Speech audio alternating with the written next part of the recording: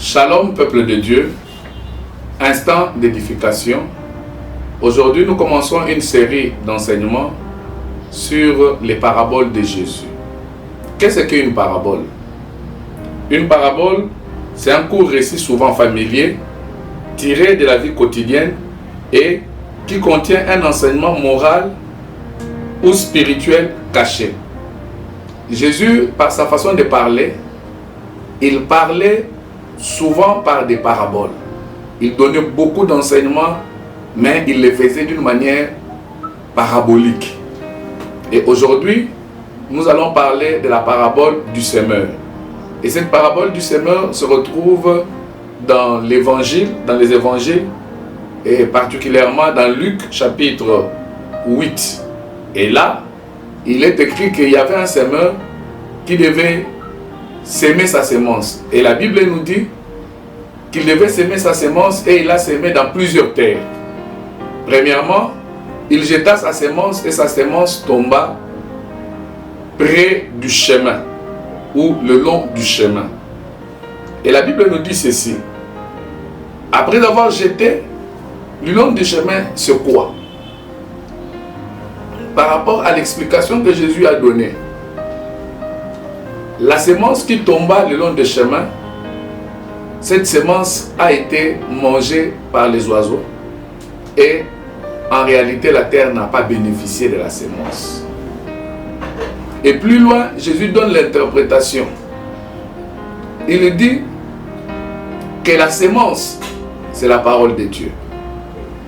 Les semeurs, c'est les prédicateurs, c'est l'évangéliste, c'est les pasteurs, c'est tous ceux-là qui véhiculent la semence, qui véhiculent la parole de Dieu.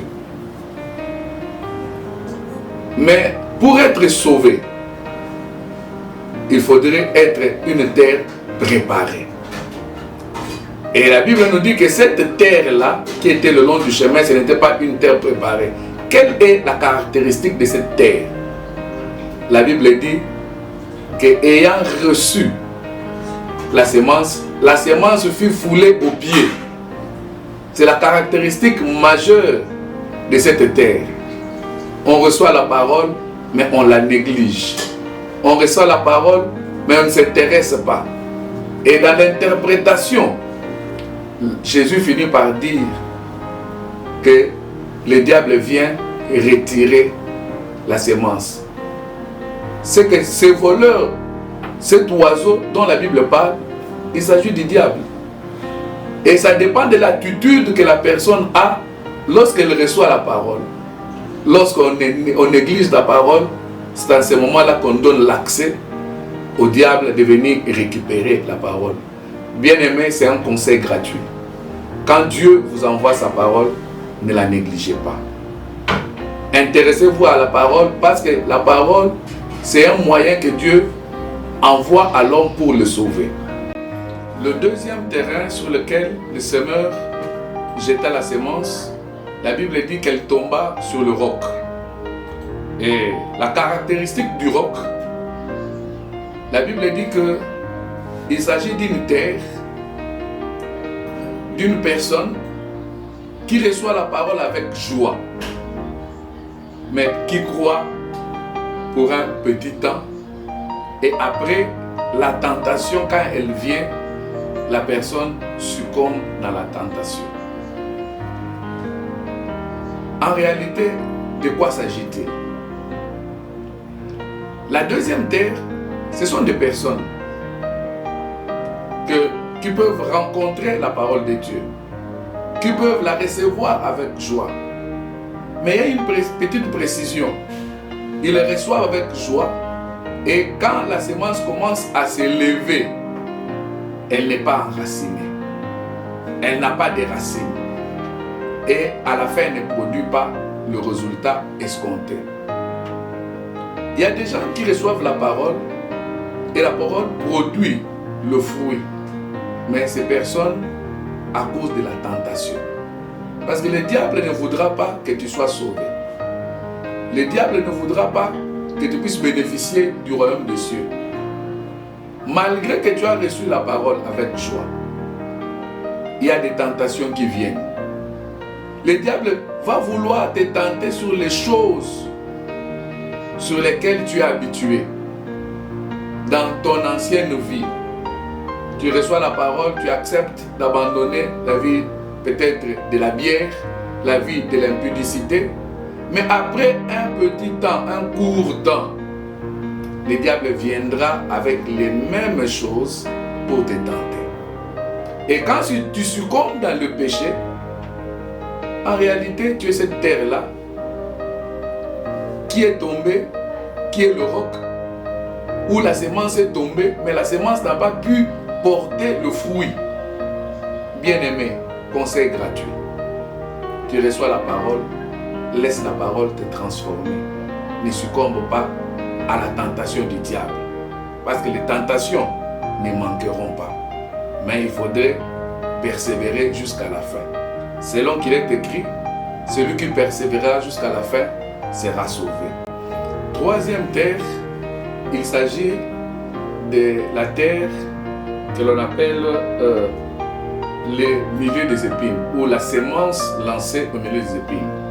La Bible nous dit ceci: une partie tomba au milieu des épines, et les épines crurent avec elle et l'étouffèrent.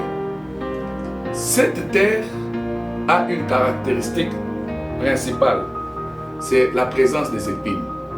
Donc c'est une terre pratiquement bivalente. D'un côté, la bonne terre, de l'autre, les épines. Et en réalité, la semence s'est levée. Elle voulait porter du fruit, mais elle a été étouffée.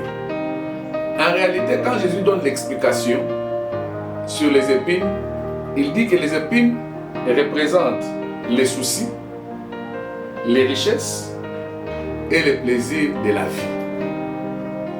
Et de quoi s'agit-il? On peut bien recevoir la parole. La parole porte du fruit, mais à un certain moment, les méandres de la vie, les soucis de la vie. Tu sais qu'il y a des gens qui peuvent abandonner la parole à cause de iPhone 15. Quelqu'un me faisait rire. Toi qui as fait les bêtises à cause de iPhone 8, et maintenant il y a un iPhone 17. Ogosuka Wapi.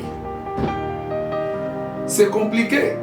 À cause des choses de la vie, à cause des richesses, il y a des gens qui abandonnent la foi.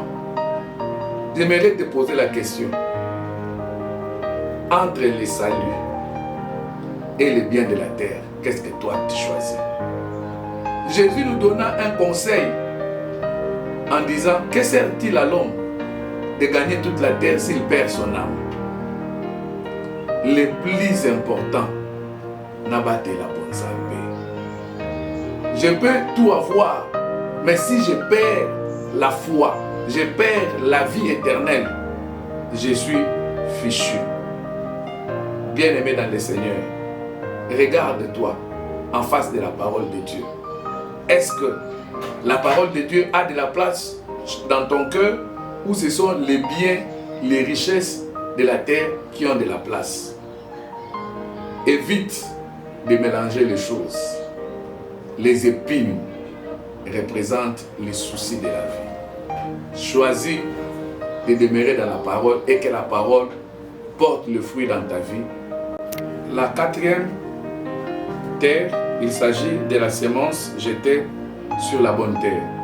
Et Jésus lui-même fait cette présentation en disant qu'il s'agit d'une bonne terre. Une bonne terre, c'est une terre préparée, c'est une terre cultivable, c'est une terre où on a enlevé les défauts, on a enlevé les pierres, on a enlevé les épines. C'est une terre préparée à recevoir de la semence. Et la Bible donne cette caractéristique sur cette quatrième terre. Il s'agit d'une terre où il s'agit d'un cœur honnête, un cœur bon. Vérifie ton cœur. Tu veux recevoir ton cœur. Tu veux recevoir la parole. Est-ce que ton cœur est bon? Est-ce que ton cœur est honnête? Parce que devant la parole, on ne se justifie pas. Il faudrait que tu sois honnête, transparent devant la parole. C'est comme quelqu'un qui regarde le miroir. Quand tu regardes le miroir, tu vas voir ton visage avec des défauts. Généralement, la parole de Dieu, quand elle vient, elle se présente à toi. Tu ne dois pas être comme un auditeur oublié. Tu regardes le miroir, tu oublies ton visage. Et la Bible insiste sur l'état du cœur quand on reçoit la parole. Ton cœur doit être sincère devant Dieu.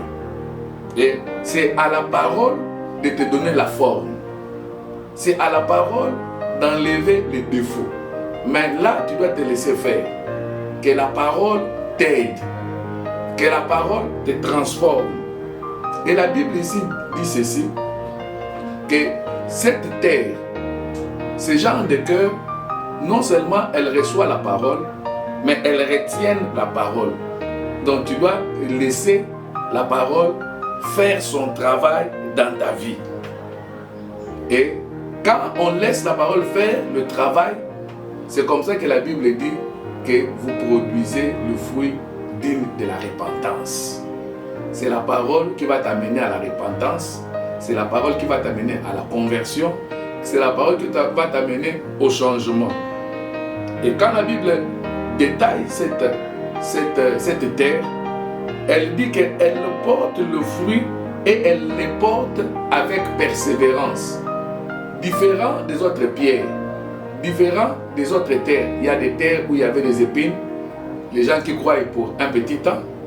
Il y a des cœurs où on pouvait abandonner la parole, la négliger, rester dans les soucis du monde. Mais cette terre ici, c'est une terre bien préparée. C'est-à-dire, on reçoit la parole vous transforme et on persévère.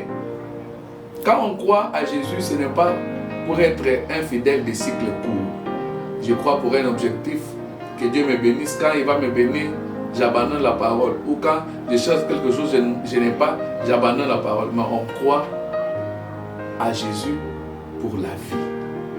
C'est ça la bonne terre. Et elle produit la bonne sémence. Et elle produit le fruit. Et la Bible dit qu'elle produit le fruit au centuple. Bien-aimé, j'aimerais que tu te poses la question, tu es quelle sorte de terre? La bonne terre. La terre rocailleuse. Tu es quelle sorte de terre? J'aimerais que tu sois la bonne terre. Que le Seigneur